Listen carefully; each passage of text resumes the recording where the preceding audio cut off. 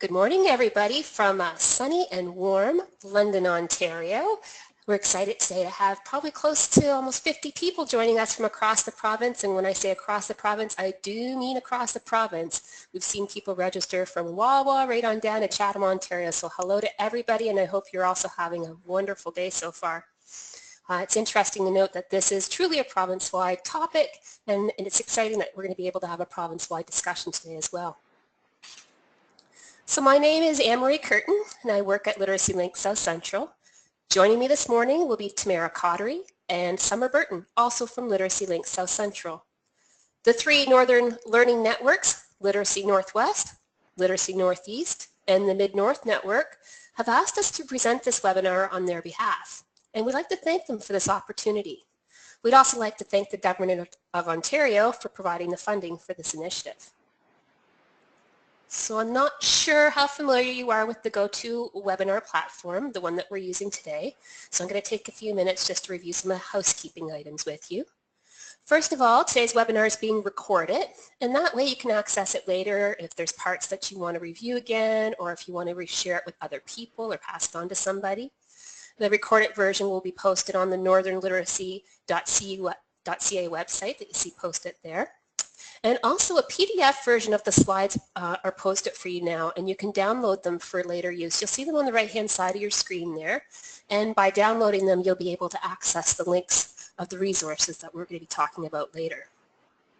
Also on the right-hand side of your screen, you'll see the chat window. And when using the chat window, only the moderators can see your comments. And please, please feel free to comment or ask questions throughout the webinar. I know, for me, if something pops into my mind, I want to get it out there as soon as possible. So please do that. Only the moderators can see it. And we'll be leaving time towards the end of the floor to review the comments and to respond to the questions. Okay, so feel free to share anytime. During today's webinar, we hope to profile youth resources that help build skills the youth need for employment. We hope to offer ideas on how literacy and employment programs can identify and meet the needs of their shared clients. And we want to provide an overview of ways to market to, engage, and retain youth in programming. And to do all this, we'll explore past projects, programs, and services that had youth at the heart of them. After we review the lessons learned, we'll offer ideas and profile resources for literacy and employment programs to move forward with. As an aside, when we're talking about youth during today's webinar, we're talking mostly about people that are 18 years of age or over. So why are we presenting this particular topic today? There's always been a focus on trying to make youth successful and trying to engage them in skill-building programming, as long as I've worked in the literacy field anyway. As a matter of fact, when I started working at Literacy Link South Central in 1998, developing youth employment resources was my first project. Youth have always seemed to be a challenging population to engage with, especially in literacy, yet it always seems so important that we keep trying. With current high youth unemployment, with youth not gaining work-related skills at an early age like many of us probably did, and with youth leaving high school early, we see youth are disconnecting from employment and education. Because of this, we see a lot of community focus on the needs of youth, and we're especially seeing more and more resources, staff and money, being put towards training youth. And it's in this training piece that we see where literacy and employment can work together to make a great contribution. However, we must deal with the reality that many community partners don't know how to meet the training needs of youth that they work with. So how can literacy and employment organizations begin talking about what we can collectively do to meet the needs of youth? Are there specific skill-building resources that are designed to meet the unique needs of youth? And as a spoiler alert, yeah, there are. While we recognize we can't say all things apply to all youth, we would like to take a moment to explore why this age group is collectively unique. There's very little research and therefore very little understanding around the unique needs of people between the ages of 18 and 29. However, we know that this is a transitional point in their lives as they strive to become independent. This could be the first time for a person to have financial control, to find employment and housing, to cook and shop for personal items, and to eventually set up a new family unit. Other transitional stages, such as entry into grade school and entry into high school, are supported by well-resourced programming. Yet this transitional stage seems overlooked. And studies show it's taking longer than ever for this population to gain independence. Often this population are seen as difficult to engage, and attendance in programs and commitment to their long-term goals can be a problem. But we know by tweaking our programs, services, and content, we'll increase our chances of success when working with youth. A couple of years ago, our office conducted a youth project to find ideas on how to best market to youth, engage, and maintain youth in programs. We built on the findings of previous projects. We did a large amount of research, and we did numerous focus groups. And I'll review just a few of the findings during this webinar. And for those of you who would like to explore our findings further, we have a summary report, tools, and checklists for each category on our website, shown here, www.llsc.on.ca. Both literature and youth agree that the stronger connection we can make between a program and employment, the greater the chance we have of engaging youth. So, for instance, although building literacy skills can help someone eventually achieve employment goals, making a direct and immediate connection between literacy and employment can be challenging. When developing marketing messages to attract youth, we must have a clear idea of the immediate goal of our target population. Also, our messages must contain concrete examples of how our programs can help youth meet their immediate goal. We also suggest that you use the words like training and skills to capture what you offer. So the word literacy probably wouldn't resonate with the target population. If the program you offer is free, then make sure it's easy to see in your postings. And also if they will get a certificate or offer a clear idea of the reward, for attending your program. Youth feel they're too old to be called youth. And that's understandable, as this term is often used for people who are a decade younger than them. Youth suggestions for alternatives to that word are, maybe you could say something like people between the ages of 18 and 29, or young adults. As far as where to place your message, research and focus groups have told us that the top 2 ways to attract youth are the number 1 way, word of mouth, and number 2, Kijiji. And I know that was really surprising for me too, because I've never used Kijiji to look for services, but apparently that's where youth go to look for some of their services. With a successful marketing plan in place, the next step to getting your youth into programs is equally as important. If youth approach our program but feel intimidated by our services, or they don't feel they're a good fit, we might only see them once or maybe not at all. Your program design should look at the broad scope of what you offer. Think of the youth's experience of your program from the first point of contact right through to when they exit. We all must gather client information, and that part of the process can intimidate youth and turn them off your program altogether. So we need to consider less obtrusive, intimidating approaches to information gathering. So for instance, ask a youth to share their story of how they got to where they are today or why they came to your program or so on. And while the youth talk, you'll hear some of the necessary information you need to complete on the forms and assessments. While you collect information, the client can feel the beginning of a relationship with your program by being able to share their story. Some programs have found great success using texting to establish contact with youth and to maintain contact. According to a project report that evaluates recent pilots of youth and literacy programs, a quote said, "One place put an ad in the newspaper and on Facebook with a phone number youth could text their interest and register for the program, and the class was full instantly." Youth told us that when they call an organization or attend in person, they prefer to talk to a person to find out more about information about the program. They're very focused on the value of relationship building.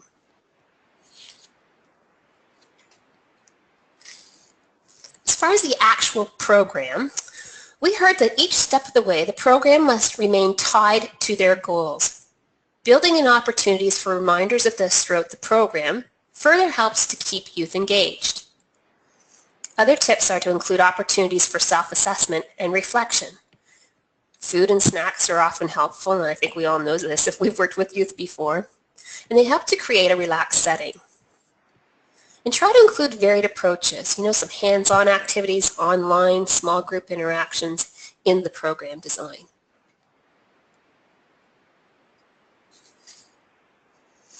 The youth that we're trying to attract, engage, and maintain in programs are raised with technology, gaming devices, and dynamic communication tools. Studies are showing more and more that because of this, youth today process information differently and interact with those around them differently. Through technology, youth are also mentally stimulated in different ways than those who have gone before them. By incorporating technology creatively and innovative approaches such as gamification, we can meet many of the youth's learning and skill-building needs but still achieve our program outcomes. Programs have a better chance of being successful with youth if they are chunked into short-term segments, and that's the youth. If they are chunked into short-term segments, the programs, and so youth can see regularly their progress and accomplishments. So now I'd like to pass this webinar over to Tamara and see what she has to say about developing partnerships to meet the needs of youth. Tamara? Thanks, Anne-Marie. So as Anne-Marie just mentioned, my role in today's webinar is to introduce ideas for exploring the literacy and employment programming needs of the youth in your area. I'm then going to move on to offer ideas on how to use this information to promote conversations between literacy and employment services. While our work may regularly include many different partners, I'm going to focus a bit more on how to initiate outreach to and conversations with employment service providers and literacy programs. Let's start with establishing a case for youth programming. If you're going to promote programming to other organizations and partners, then it's a good idea to demonstrate why those partnerships are needed. Everyone is talking about youth these days, and numerous youth-specific programs have been introduced via employment services. You may have to battle the perception that there really isn't a need to devote yet more time and energy to working with youth. So you may have to do some homework. The good news is that the homework isn't really that hard. You may even find that other partners in the community have already started or completed the homework you're looking for. So to build a case for why there might be a need for youth literacy and employment cross-programming in your community, there are several things that you can do. Review OW caseloads. How many Ontario Works recipients are both under the age of 29 and have less than a grade 12 level of education? Consider employment services assisted caseloads. What is this number for your community? What percentage of these individuals are under 29 years of age, have less than grade 12 level of education? Then look at 10% of that number. Youth who don't graduate are another potential target market. What percentage of youth in your community are leaving school each year without a grade 12? Reviewing these numbers will begin to give you an idea of how many youth in your community, many that have employment as a goal, may require or benefit from upgrading. Don't forget to ask your regional literacy network and workforce planning board for assistance if numbers aren't your thing. It's best not to be a bull in a china shop when it comes to expressing what you perceive as a need for youth programming. Take some time to consider the environment in which you might be proposing new programming. We know that services can be a bit siloed, so it can be easy to lose sight of the pressures, targets, and expectations that might be impacting literacy programs, Ontario Works, employment services, or other community partners. So now you have a rough idea of the potential need for additional or different youth literacy programming, but what do you do with this information? As one of the staff here in our office is fond of saying, there's a difference between an idea and a plan. Now you know more about the potential need, but that's really just the tip of the iceberg. The devil, as usual, is in the details. So let's say you see an opportunity for combined youth literacy and employment programming in your community.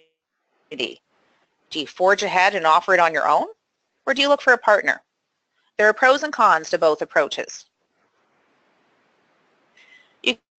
can always decide to fly solo to deliver youth programming. When you don't partner, you don't have to meet the needs of another organization, which may make offering programming faster and easier. You don't need to negotiate when it comes to outcomes or approaches. And of course, you know your area of expertise. On the other hand, you will need to do most, if not all, of the recruitment for the program yourself. And while not having a lot of input or feedback may seem desirable at times, if you run a program by yourself, you don't benefit from the creativity of multiple perspectives. A downside to running programming by yourself is that you won't be in a position to offer the youth as much employment and skill building support as they may require or benefit from. If you seek a partnership with another agency, then you will have a better source of referrals and the opportunity to share expenses for program marketing and delivery. In addition, you will achieve joint outcomes. LBS will increase literacy skills, and employment services will increase employability, ensuring that clients progress faster and in a more seamless fashion. Of course, on the potential con side, having a primary referral partner can make you dependent on just one source of referrals, which could be a bit risky. As well, some agencies receive less funding than others, so, quote, sharing, unquote, expenses may not be possible. You can't share what you don't have. One definite drawback to delivering via a partnership is a potential increase in paperwork for clients. Both LBS and employment services have data collection requirements, which when implemented simultaneously could be overwhelming for some clients. And last but not least, working in partnership requires communication, cross-training, and planning, which can be time-consuming and require additional resources. I don't mean to make this overly complex. Partnership building is not like performing neurosurgery. Yes, there are lots of options and things to consider, and lots of perspectives to take into account. The good news, though, is that we all have the same goal in mind, to do what's best for the clients we work with. While to my knowledge, partnerships between literacy and basic skills and employment services haven't been formally evaluated, if they were to be evaluated, I think there'd be strong evidence that such programming is very positive for the learners and clients. If there is a need for more youth literacy programming in your community, and it's almost a certainty that there is, who do you partner with? What makes the most sense? How do you know? As LBS programs already serve high numbers of youth, it's probable that to attract more youth, you'll need to develop some different kinds of partnerships. Where do youth already feel comfortable in your community? Employment service providers see a lot of youth. Are there other groups in town, perhaps faith-based or physical activity related like YMCAs, that have high numbers of youth in attendance? How much do these potential partners understand about adult literacy and the role it plays in workforce development? If a potential partner sees lots of youth but has relatively little knowledge of or interest in adult literacy, you might be better off approaching a partner that sees fewer youth but already understands the connection between skills development and employment. Literacy and basic skills programs have youth learners who have a goal of employment.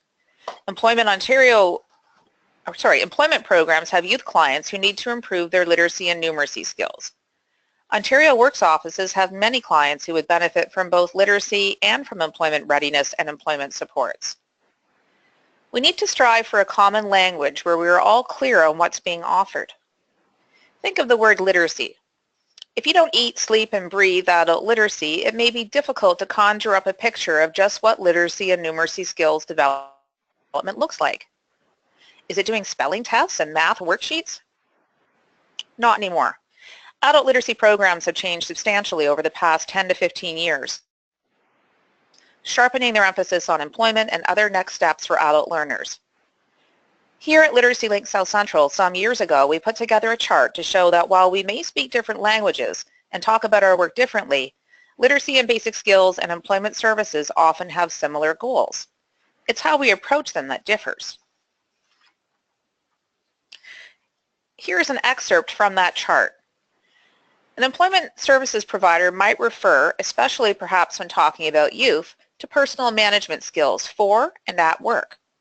The left-hand column identifies the way in which literacy and basic skills programs interpret personal management skills, likely not very different from what an employment service program or Ontario Works office would. The right-hand column identifies the parts of the curriculum framework used by Literacy and Basic Skills to build personal management skills. We may not readily be able to use a common language, but it's important that we understand the language that each sector speaks and that we use common language with clients. The chart I mentioned contains additional examples for reading, using documents, writing, and numeracy or math. I won't go into each of these sections during this webinar, but we will send out the entire chart to those who registered for today's webinar in case you find it useful in your community and partnership conversations. So hopefully by now, you are thinking of partnerships as a means to address the needs of youth in our communities.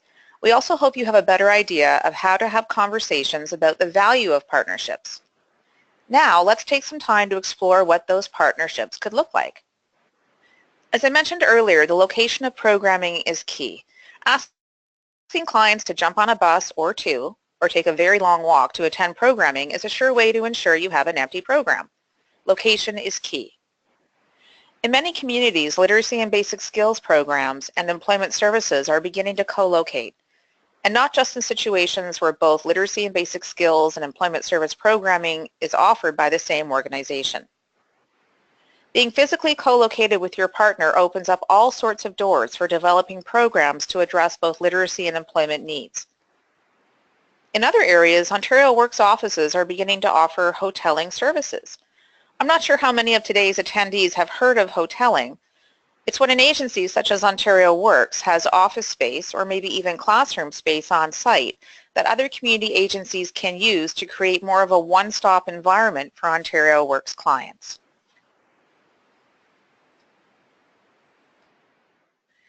LBS programs, employment organizations, and other community agencies can partner on a variety of levels. Some employment service agencies and Ontario Works offices have worked with local LBS partners to improve in-house screening tools, moving beyond initial questions like, what was the last grade you completed, and delving deeper to improve their ability to detect when low levels of literacy may be impacting a client's ability to progress towards employment. In other communities, literacy and basic skills programs have begun to play a strong role in assisting with assessment. For example, here in London, Literacy Link South Central has an arrangement with the City of London's Ontario Works office to do educational interviews with Ontario Works clients. And based on that interview, develop an educational action plan for Ontario Works clients. We're finding that as employment counselors learn more about LBS and the connection between skills and the labor market, and the counselors are making increased referrals to LBS. Recently, we received an inquiry from an employment counselor who wanted to get an assessment done for a client who was looking to become a STEAM fitter apprentice. The employment counselor was concerned that the client's math skills were not adequate to pursue the apprenticeship pathway, so he was looking for a specialized assessment, someone to assess his client's math skills in relation to the skills the client would need to be a STEAM fitter apprentice. While this example may seem very specific, I see it as an example both of partnership and of excellent customer service. Clearly, the employment counselor wanted his client to succeed. We have heard of numerous examples where literacy and basic skills and employment service programs are co-located, of LBS and ES staff discussing client and learner needs. For example, jointly, staff determined that learners and clients would benefit from short-term targeted programming in personal management skills. Together, they identify the specific skills they'd like to see increased. The Literacy and Basic Skills program develops the activities. Both agencies refer to the program, and both learners and clients benefit.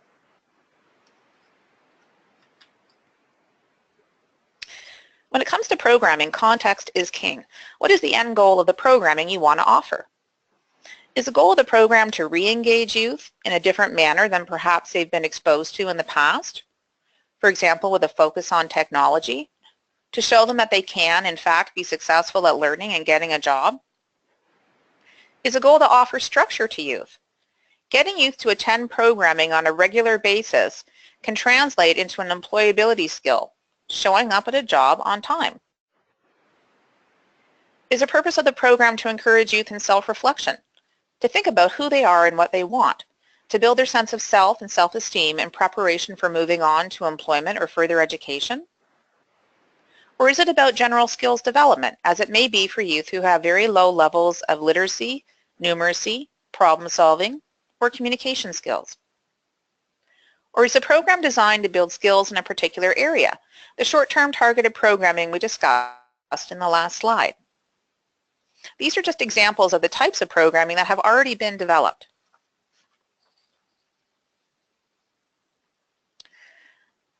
My intention with this slide is not to overwhelm, but to demonstrate the many and varied forms that partnerships can take. Some communities are looking at programming that is co-delivered. In a fully integrated, co-delivered program, the program is delivered by both an employment counselor and an LBS instructor. There are also programs that are split, the morning being spent on building employability skills and the afternoon spent on increasing literacy and numeracy skills. LBS programming offered on-site at an employment agency or at an Ontario Works office can be in a small group in which all learners are working on their own learning programs and might be working on different things at different levels. Or the programming may be specific and targeted. In some communities, the programming is occupational specific. For example, a local LBS program is offering literacy, numeracy programming that specifically prepares learners for next step training as a personal support worker or for the customer service sector. I also want to mention the huge opportunities for partnerships between LBS and employment services when it comes to computer literacy, or as we call it in LBS, using digital technology. In my networking area, I've heard lots of stories from employment counselors who have to put together resumes for clients because the clients don't know how to type well or use word processing software. Increasingly, jobs can only be applied for online. When clients lack the skills to use computers, to send email and attachments, and to use the internet or fill out online forms, they face serious barriers to getting employment. Most employment counselors don't have the time to teach these critical digital literacy skills, but LBS programs can. An entire competency of our curriculum framework is devoted to it. While I have talked about both the pros and cons of developing partnerships to address the needs of youth, you may have noticed that I spent more time on the pros than the cons, and that was intentional. There are huge benefits for clients when literacy and basic skills and employment services can coordinate and partner. Clients benefit from strengthening their skills and pursuing employment simultaneously. Partnerships between LBS and employment services also assist clients in transitioning to their next step, whether that next step is employment or further education and training. Literacy and basic skills and employment programs can cooperate with each other versus compete with each other, and they can address gaps in community programming. While effective partnerships can take time to develop and manage, there's no doubt that partnerships between literacy and basic skills and employment services are client-centered. They can also assist both LBS and employment service providers in meeting their targets, which is also important in today's outcomes-based and quantitative funding environment. Good partnerships between literacy and basic skills and employment services indicate that communities understand that literacy is a workforce issue and that a lack of literacy skills is an impediment to meaningful participation in the labor market. We don't want revolving doors through which clients emerge to get a job only to lose it because they don't have the foundation skills to either do the job or to respond to changes that may happen in their job. When youth experience job search success, and when youth have the skills they need to find and keep employment, then we are all successful. And now I'm going to hand the webinar over to Summer for a look at programs that demonstrate partnerships in youth-focused programming. Thank you, Tamara. Anne-Marie shared the results of a lot of great research with us, and Tamara's provided with a guidebook on how to successfully partner with other agencies. So what does it look like when you put everything we've shared into practice? One great way to find that out is to speak with agencies who've offered youth-focused programming successfully and hear their stories, and that's exactly what we've done. We were particularly interested in learning about the longer-term impacts that youth-focused programming might have and the perspectives that staff may have gained over time. As a result, we reached out to all of the agencies that were profiled in the 2014 Summary of Youth Modules report created by Literacy Link Niagara. We were lucky enough to hear about 15 of those different programs and want to extend our thanks to all of the practitioners and managers who took time to speak with us. Now, we'd like to take a few minutes to share some of what we've learned with you. Action Read's youth-focused cash register training program was a great success, not only for their organization, but for the youth that attended. The program was hands-on and practical, and the skills their participants learned could be applied at a variety of possible jobs. What's more, the outcome of the program was tied to, well, and even named after, their learners' ultimate goal, to have the skills they needed to successfully get the job they wanted. Staff report that the certificate offered upon the successful completion of the program was a huge motivator for the youth involved, and that it's become recognized by many area employers, especially fast food restaurants. Job seekers who've completed the program often attach a copy of their certificate to their resume, and they've told Action Read that it's helped them earn the cash register jobs they wanted. An excellent outcome that matches the purpose of the training and increases the likelihood of those important word-of-mouth referrals among our youth audience.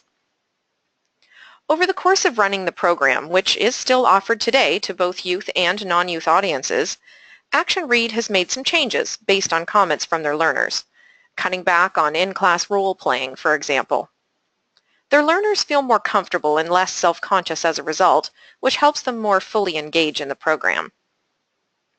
Because cash register training is so clearly job-focused, it really appeals to employment services agencies who have clients with a goal of working in retail or food services. For them, it's created a stronger sense of partnership with other agencies. They've seen an increase in referrals, even from agencies that they hadn't worked with in the past. The success of that program has led them to the creation of new, similarly structured programs like their receptionist training course. The Literacy Group of Waterloo Region has offered a host of youth-focused modular programming, including employability success, essential skills for life, work, and community, and several others. Partnering with other agencies, some of whom are co-located, has been a key to longevity and success for these programs. They've worked with Employment Services, Ontario Works, the John Howard Society, and others to deliver module programs, and partnering with local secondary school institutions to arrange for summer school students has been a key to success as well. It's been a great creative way to not only support the learning of post-secondary students, but support short-term modular programs that wouldn't be able to run otherwise. They recognize that offering short-term programming is important, not only for their partners, but also for a sometimes commitment-shy youth. They've been able to transition youth into their regular programming that might not have attended otherwise, and several of them have moved on to the next stage of education or employment as a result. Another bonus of short-term modular programming? It offers them the flexibility to take the elements that are working especially well and move them into other programs. Today, you can find elements of several of their programs being used both in their regular daily programming and in courses requested by their community partners.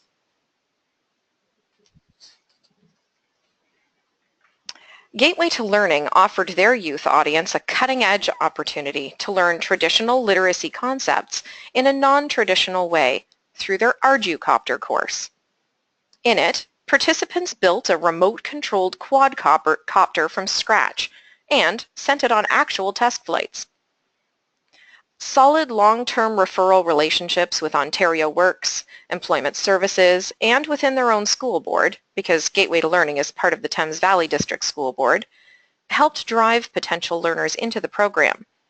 But it was the innovative and experiential nature of the program itself that made them stay. The fun, dynamic curriculum had math, digital technology, and geography built into it without being explicit. It was kind of hidden in there. Learners were receptive to what, on the surface, might seem like drier topics, defining area and perimeter, for example. because they were necessary and important steps towards the goal of building and actually flying their drone. And the biggest win? Their learners stayed, all of them completing every element of the course. They told their friends too. Gateway to Learning's word-of-mouth referrals skyrocketed as they saw young people who hadn't been in school for years come to their door wanting to experience this cutting-edge curriculum. Conestoga College's Youth Employment Stratford program was a partnership between the college's Academic Upgrading Department, their Career Center, and a local community-based literacy program. Through that partnership, they offered youth clients 6 weeks of employment-focused essential skills upgrading with a host of different facilitators in a variety of locations around the college. The location changes, special guest speakers, and curriculum that directly reflected the employment goals of the audience helped make this program a success. The college completed both pre- and post-numeracy, document use, and reading assessments, and they saw an increase in skill levels for all of the learners involved. As a result of participants being matched with an employment counselor while in the program, not only did they all finish the course, but many of them moved on to positive outcomes through academic upgrading and employment as well. Running a short-term, goal-focused collaborative program like this not only enhanced their relationship and understanding between departments within the college, but also helped their community partners learn more about what their programs offered. When Goodwill began planning a construction-based training program for multi-barriered clients in St. Catharines, they brought on several community partners to provide hands-on training, workplace-specific upgrading, and job coaching. Niagara College's Academic Upgrading Department was one of those partners. It had been noted that math skills, and measurement in particular, were a considerable concern for youth participants in the program, and critical to a successful career in any construction trade. Niagara College was able to come in and deliver short, construction-specific lessons on topics like angles and measurement. While there was some resistance to math among the target audience, because the units were short, were sandwiched in a program that the youth audience was eager to attend, and was required to graduate the program, attendees both participated and succeeded. In fact, several former academic upgrading clients also attended the program and let staff know that its goal-specific nature made them much more interested in attending. Adding to the success of the program was the fact it was hosted at the downtown location of a well-attended employment agency, which encouraged clients who may not otherwise have taken advantage of essential skills upgrading to do so. Niagara College's academic upgrading program has since successfully offered other literacy programs from the same employment services location. In a very similar fashion, the academic upgrading program at Fanshawe College's Simcoe campus partnered with Career and Employment Services to provide essential skills upgrading. Delivering literacy-based programming at an employment site that clients were used to helped them feel more comfortable. In fact, most learners didn't realize that their facilitators weren't just more staff from the same agency they were already working with. The partners on this project agreed, identifying the program as literacy would backfire and make clients resistant to attend, so the program was christened Workforce Skills Development instead and ran quite successfully. In addition to learner success, Fanshawe's academic upgrading program saw a large increase in referrals from Career and Employment Services for clients with employment goals, where previously they had seen largely referrals for those who had educational goals. This partnership-based program laid the foundation for other successful partnerships, and today you'll find Fanshawe's LBS staff supporting Career and Employment Services by doing literacy assessments for all attendees in their pre-apprenticeship cook and meat cutter training programs. In Hamilton, the St. Charles Adult and Continuing Education Center offers an ongoing training program to support learners who want to become a personal attendant. Their partners in this initiative are both employment service agencies and local employers who come to speak to learners about how they can develop their skills and possibly become one of their future employees. In fact, some employers take resumes on the spot, and several students now work for those same employers. The program offers valuable credentials, such as first aid, in addition to special employer guests, and in addition to special employer guests, staff take the learners off-site to employment services locations for programs like resume building. They find that the opportunity for field trips to other locations really appeals to their youth audience. The format of the Home Helper program has been such a success that they've since adapted it to a new course, which helps clients prepare to become security officers. The Be a Pro Professional Skills for Workplace Success curriculum offered by the Peel-Halton-Dufferin Adult Learning Network focuses on developing the 3 main soft skills required to get and keep a job and to thrive in the workplace: communication, problem solving, critical thinking, and teamwork skills too. This recently piloted interactive curriculum provides participants with practical activities to help them recognize how they can give and receive information effectively, identify and solve workplace issues, and work with others to achieve a common goal. With 24 different activities embedded and a full facilitator guide to provide support, the course can be run in full, or relevant activities can be pulled out and used to support other programs.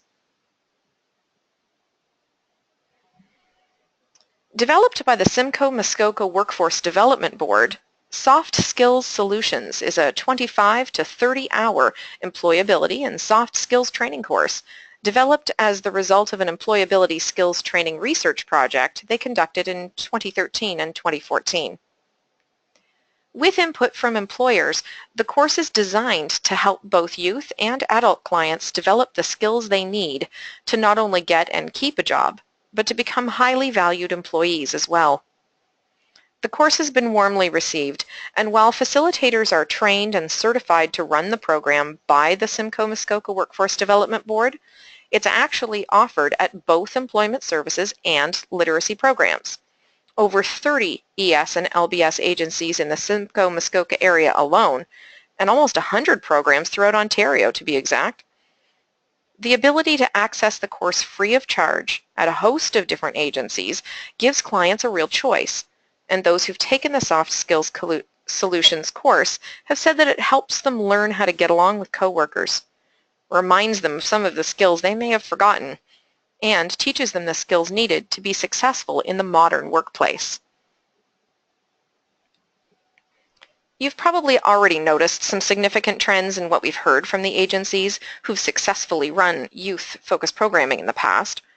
What's more, a lot of what they shared with us reflects exactly what Anne-Marie and Tamara were speaking to earlier in today's webinar. We'd like to sum up some of their key words of wisdom that experienced program staff wanted us to share with you today. First, whether MTV and Much Music are to blame or not, bite-sized, shorter-term programming with lots of small modules feels so much more achievable to a youth audience. And it can open the door to programming they may not have considered otherwise. If you can grab them with a flashy hook, you might just keep them for long-term success. Goal-specific training that speaks to exactly what youth clients hope to achieve are always going to see greater success. What they want to achieve may vary. It could be earning that all-important certificate of completion, being exposed to technology with a high cool factor, or learning skills that are specific to the job or trade of their choice. Explicitly tying learning opportunities back to the client's goal, both short-term and long-term, is a significant factor for success. Words like youth and literacy are alienating and can drive away more clients than they attract. We may not have large marketing budgets, but we can make smart choices on how we describe our programs to potential clients. And it's not just with clients we need to choose our words wisely. When seeking potential partners, speaking the same language and understanding each other's motivation is a huge step to success. That said, there is no quick fix for partnering. It takes time, energy, and establishing a sense of mutual understanding, and more importantly, of trust. While trying to attend every meeting or networking opportunity where you might connect with a potential partner is incredibly impractical, there are going to be some that are worth the time and effort. Talk to your peers. Find out where the richest opportunities for relationship building in your area are. Literacy programs and their partners can get support from their regional literacy network. Several programs told us about the important role that their literacy network played in the success of establishing partnerships between employment services and literacy. Your regional literacy network is there to support your work, and they want to see you succeed as much as you do. If you can't attend those meetings and networking opportunities we just spoke about, maybe they can. And they can tell others exactly why what you do is so valuable and the benefits that can be arranged through partnerships. Co-location is a piece of the puzzle for sure, but it isn't the only piece. The co-located literacy and employment programs we spoke to often found it easier to partner, especially if the managers of both LBS and ES are focused on pursuing partnership opportunities. But don't limit yourself to agencies that are located close to you. Instead, focus on agencies who approach the idea of partnership the same way you do.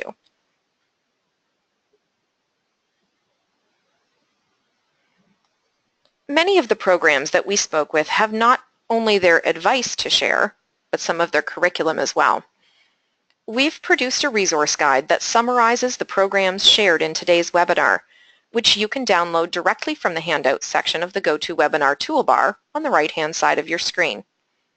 In there, you'll find more information about the specific programs we've discussed today, including contact information for the organizations that developed them. We also invite you to visit the Literacy Link South Central website to access reports and curriculum that may help you achieve your youth support goals. For example, the set of tools for youth programming that Anne-Marie spoke to you about earlier offers both reports and tip sheets broken into the categories of marketing, engaging, and maintaining a youth audience. Literacy Link South Central has also spent quite a lot of time talking specifically to young men on Ontario Works to find out what they want from literacy programming. This can be a particularly challenging audience to reach, and they also represent a demographic that's growing across the province. These young, single men offered us their feedback, both in terms of content and delivery, and we developed and piloted programming for this specific population as a result. Through a set of 4 workbooks, learners can explore different communication styles, discuss effective communication, explore the qualities of a good role model, research and consider both practical plans and possible barriers to achieving a dream career, learn how to protect their online identity, and more. We invite you to learn more about these free modules by watching the webinar, Who Says Playing Video Games Can't Lead to a Job? And welcome you to use the set of 4 modules created either in workbook form or through an interactive Moodle course using the link shown on your screen. Our set of 12 interactive Maker modules provides an opportunity for hands-on learning and experimentation with technology that most clients wouldn't normally have access to. This might include 3D scanners and printers, podcasting hardware and software, macro photography, and more. Each module was meant to be presented by a special guest within an already existing program, although it's a certainly flexible delivery method. They're short, between 15 minutes and an hour, and invite people to actively participate in experiential learning in a way that can easily boost the energy level in your next workshop. Before the actual activities begin, clients work through pre-visit activities to lay the groundwork for some of the technology that will be introduced. There's also a post-visit activity for each module that allows participants to discuss the implications of the technology they've just experienced. Innovate is a place-based learning initiative bringing literacy skill-building programming to youth on basketball courts using the 9450 Smart Sensor basketball. It's a basketball that looks and feels like any other, but has sensors embedded within that measure any force applied to it: spin, acceleration, dribble speed, and more. The accompanying modules take participants through not only basketball drills to improve their skill, but give them an opportunity to learn and apply mathematical concepts as they calculate angles and speeds and track their individual and squad stats. Aside from the obvious attraction to the technological innovation being offered by this program, there's a huge win in bringing it right to where a youth audience already was, rather than asking them to come into a program. One of the key concepts of the Maker modules and the Innovate basketball program is the idea that Anne-Marie mentioned earlier, gamification. It can be described as adding gaming elements and motivations into a non-gaming setting, like an employment workshop, for example. Gamified training appeals to a youth audience in a lot of ways that we've discussed today. It can speak to not only specific goals, but the overall desire to be entertained, to enjoy something interactive and interesting, all while being chock full of embedded digital literacy curriculum. You can learn more about gamification through a series of reports and tools. We also invite you to view Alpha Plus's Tech Tuesday webinar on the topic. Both of these opportunities are available through links on your screen.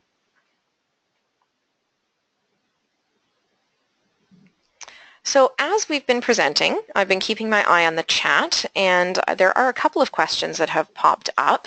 So what I'd like to do is throw them out to the team now. And I invite you to add more as well. So please do continue to put some questions out there. We'd love to hear from you. Give me just a moment and I'll pull them up.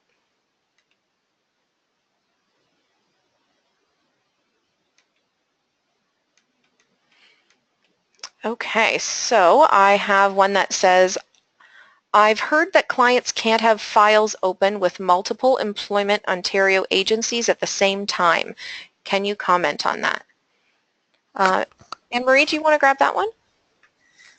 Sure. Yeah, that's actually a common misunderstanding. So Employment Ontario agencies are funded through the same source, and the framework is that people can't access multiple employment agencies that are funded through Employment Ontario. And literacy actually comes under sort of another pillar of Employment Ontario. So it's absolutely fine for somebody to go to an employment program and a literacy program at the same time. And, you know, as we heard today, it's actually maybe a good way to go. So I hope that answers the question. Great, thank you. Okay, I have a comment here. It says Thunder Bay Confederation College LBS has 2 classrooms in our local district social services board. That's great. So that's something that we've seen here in London. I'll respond to that as well, is the opportunity to partner with social services. It's a really great way to increase attendance by Ontario Works clients as well, because there is a familiarity with going in and out of that OW office. So if they already know exactly where that office is, it's an awful lot easier than trying to describe where to go for somewhere new. Okay. Here we go. I was thinking of talking with the ES agency in our area that delivers YJC about partnerships. Do you have any examples of that working that you could share? Tamara, did you want to jump in on that one? Sure, Summer. In our regional network, then I facilitate the literacy service planning meetings. So just recently, like as in a couple of weeks ago, we, in one of our communities, we had invited the Youth Job Connection providers in that community to come to our literacy service planning meeting.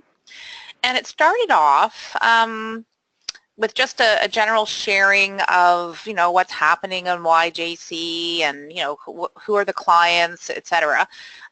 We asked a little bit about what's working, what's not working well.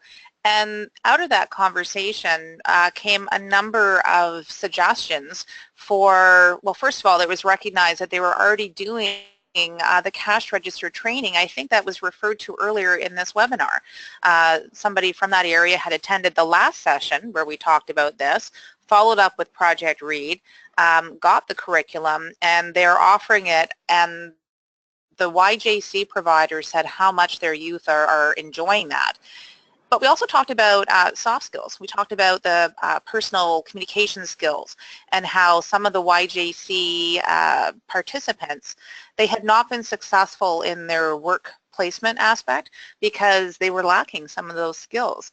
So I saw some green lights going on, I think, as we talked more about the possibility of providing very tailored programming on soft skills that hopefully will augment what these individuals are learning in their 60 to 80 or 90 hours that they can access through YJC. So it was really heartening to see how animated people were from YJC when they began to understand that literacy and basic skills programming isn't about a stack of textbooks, that if you walk into an agency, you have to work your way from page 1 to page 500, and then maybe after some years you'll be done. You know, it was the whole idea of that contextual short-term programming that they were really thinking about and considering how they could incorporate into either what they're doing in YJC or offer it, as we've heard in other communities. Sometimes the youth will go through the 60 to 90 hours, but they have to wait for their placement to begin.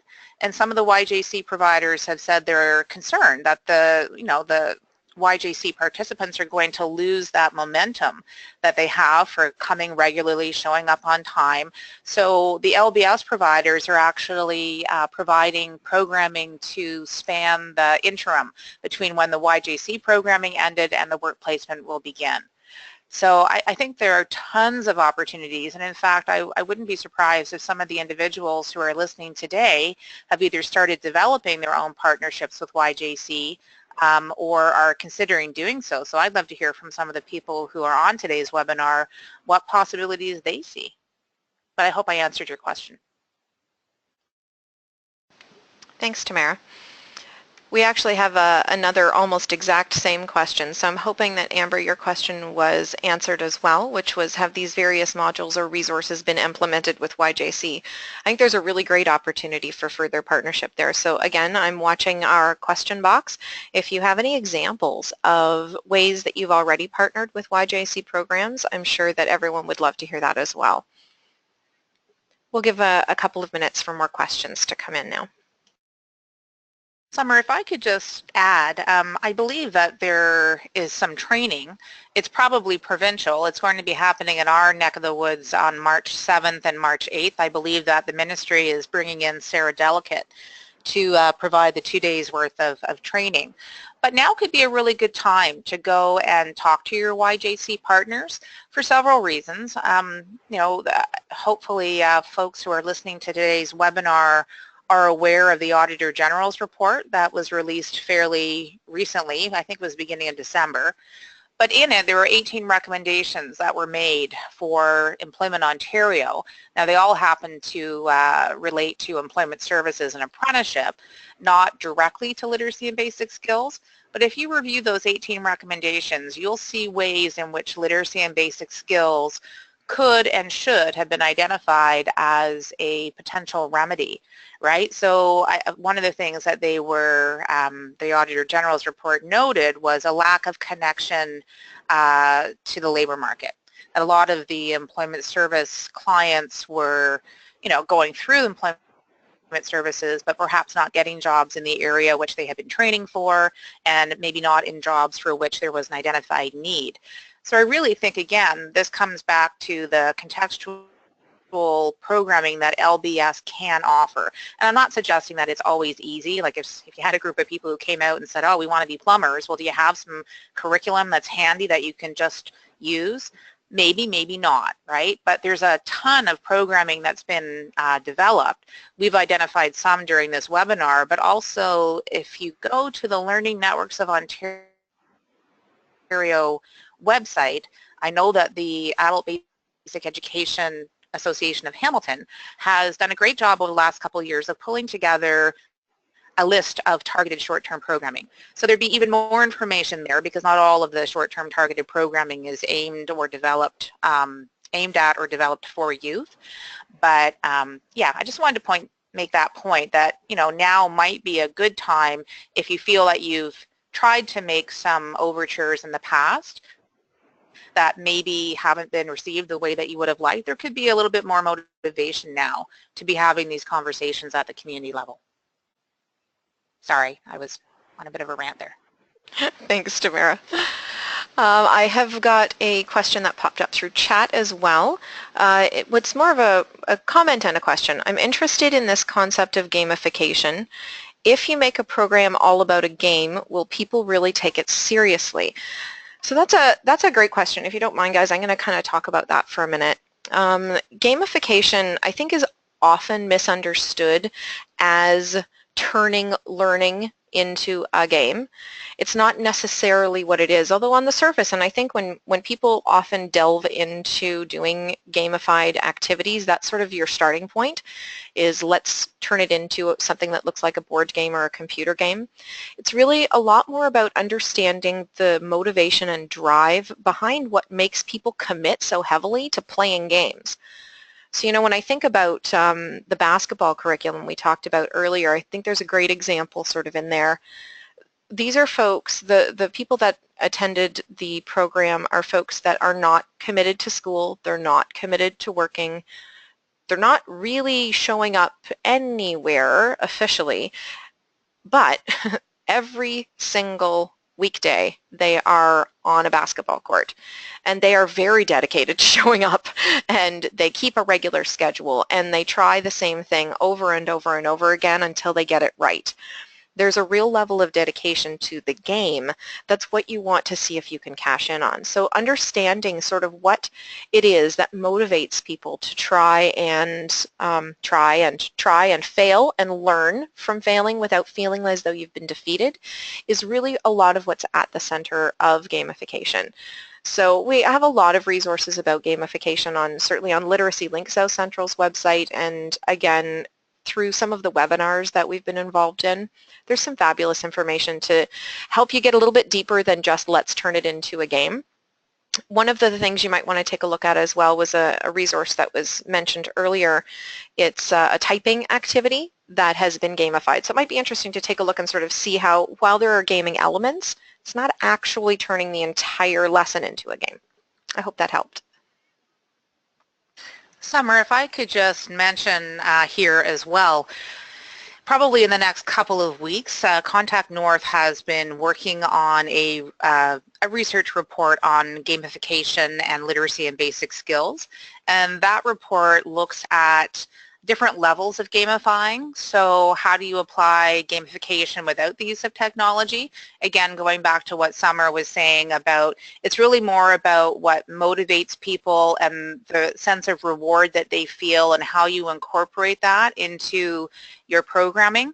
But it also looks at various learning management systems that have already they've been around for a long, long time, and they can incorporate aspects of gamification, as well as some of the learning management systems that are used a little bit more often in literacy and basic skills, like Desire to Learn, Play-Doh, and Moodle, and how, you know, most of these online learning systems are looking at gamification and how or if or where they can look at applying it. So I think in the next couple of weeks there'll be something that is LBS specific around gamification coming out via Contact North. So have an eye out for that. Thanks, Tamara. We also have some information being shared through our question chat. There's a gamified resource that explores career paths. The person who suggested it, which is Amber, says she hasn't had a chance to actually get into it, but it's worth checking out, and it's called Career in Gear. It's Canadian-based, and she believes it was developed by an Employment Ontario service provider. So if anyone else knows more about Career in Gear and would like to share information with us, we'd love to hear about it. And if you have any other great tips and tricks and resources to share, please do. We have a question that I'll share as well through chat. Wondering if what you hoped to get out of today's webinar was here. Is there anything else that you'd like to throw on the table? What did you need to know coming into today's webinar? And is there anything else that we can share with you?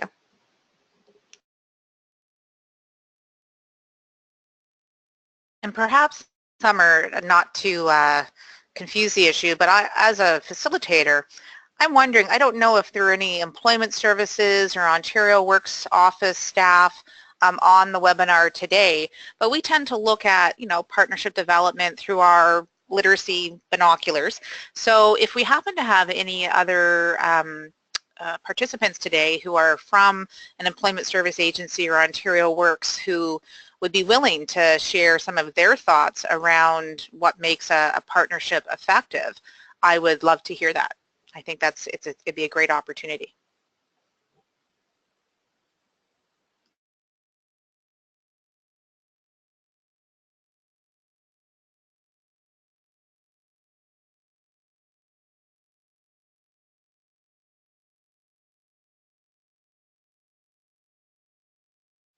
I'm going to answer a question that just popped up. If we receive any additional information or links regarding Career in Gear, can we please forward to those who attended the webinar? Yes, absolutely. You'll be getting an email tomorrow that will have the chart that Tamara mentioned earlier in it. And I can add anything that happens to come up. Hopefully it will come up shortly about Career in Gear to that email as well.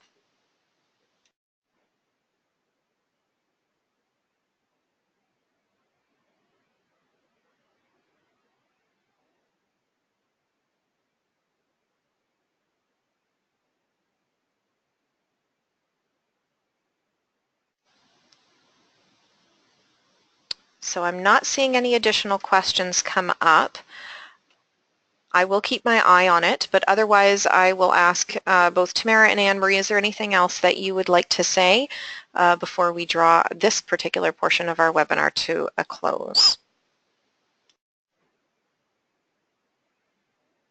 I'll let Anne-Marie go first because I usually have way more questions than I have final comments.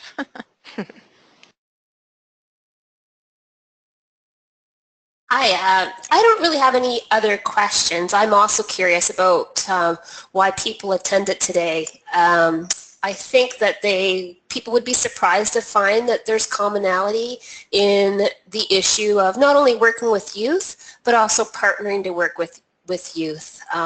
But there's some fantastic opportunities, as we heard, too. So I'm just sort of curious what challenges people are having either with youth or with partnering that we can maybe throw out across the province and have people sort of help along with. And I think, as we heard, there's many commonalities in the solutions. We saw as we looked through resources and researches and projects and real life case scenarios, we saw some real common threads. So I'm hoping people learned from that, but I'm also still curious as to why people came today and if they're attempting partnerships that aren't working or they're intimidated about partnerships and what's intimidating about that. I'd just like them to throw it out there. It is really, again, a private chat window. Only Summer can see what you're saying. So please feel free to express your opinions, your issues, your concerns, and your successes. That's it for me. Okay, and so for my part, first of all, I am thrilled that so many people decided to take time out of your very busy schedules to attend today's webinar. I think that speaks volumes to the spirit that exists in literacy and basic skills and beyond as we begin to do even more collaborative work with our community stakeholders. But again, I just take my hat off to our literacy programs because you're the folks that I know best, and I am so pleased that you continue to look for innovative ways to meet the needs of our communities and the individuals who live there when you're not always dealing with easy circumstances. So I think that's amazing. And last but not least, to put on my regional network hat, I know Anne-Marie is also on this webinar today. I'm always interested in knowing what else as a regional literacy network we could do to support you as programs in developing those partnerships, building awareness with community partners about the role of adult literacy. So if anybody has any suggestions along those lines, I would love to hear them. And with that, I'll say thank you, and I'm done. Thanks, Tamara. I will mention that we have an Ontario Works person online with us today. We probably have more than one, but in particular, this particular person has suggested that they've partnered with their literacy provider in 2005, running a cashier and janitorial program with a literacy base. And the challenges that they've faced have been in the changing mandates and sort of murky understanding of roles, and that she's really excited to see the waters are clearing, that things are changing within the environment of partnership in our area. So that's a great comment. Thank you so much for sharing that.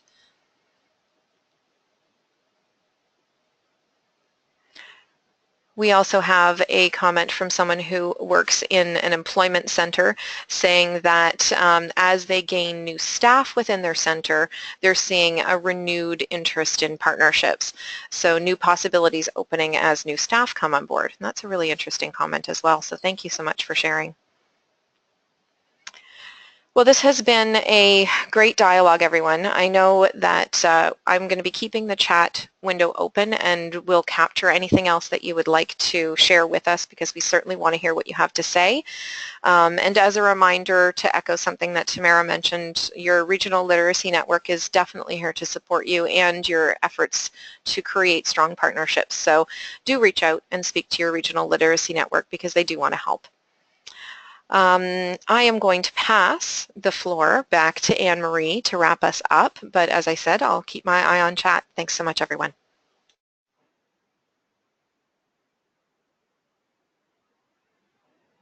Well, yeah, I think we've heard so many great ideas today and ways to work with youth and how to partner with others on services, on youth initiatives. And I hope that we've inspired you to at least start thinking about what your programs can do to further build the skills of youth in your community. If we've left you a little bit overwhelmed, don't forget that this session's been recorded, so you can go back and listen to it again later. And it's going to be housed in a few days on the northern literacy.ca website. And if you're not sure what step you could or should be doing next, and again, both Tamara and Summer have said this, but your literacy network can help you. And I encourage employment agencies and Ontario Works departments to contact them as well. At the heart of our mandate, we do have service planning as our responsibility and things that we need to do. So we really would appreciate hearing from employment agencies and Ontario Works departments on what their needs are and how literacy can help that. So the call out to contact your local literacy network does not apply only to literacy programs, but to everybody in attendance today, to at least get that conversation started, maybe have a one-on-one meeting if you want, or attend a literacy service planning session. And to find the one that's closest to you, if you don't know which one is yours, there is the Learning Networks of Ontario website, and you can see that website posted here. So that's it from our end. On behalf of Literacy Link South Central and the Northern Literacy Networks, we'd like to thank you for joining us. We wish you all success in helping the youth in your community. Bye for now and have a great day.